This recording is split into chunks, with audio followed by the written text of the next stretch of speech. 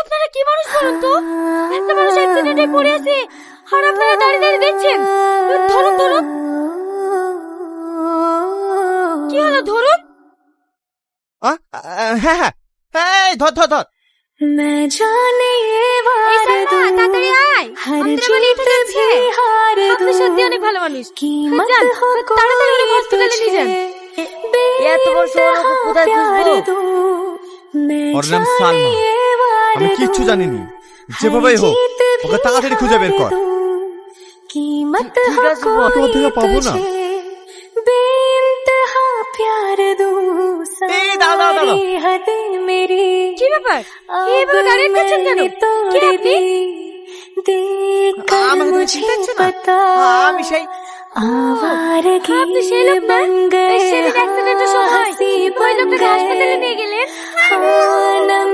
হ্যাঁ।